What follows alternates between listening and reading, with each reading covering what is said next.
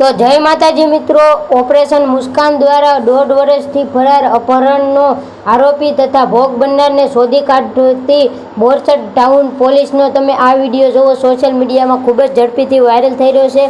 તો તમે આ વિડીયો જોવો અને વિડીયો પસંદ આવે તો લાઇક અને ચેનલને સબસ્ક્રાઈબ કરી નાખો.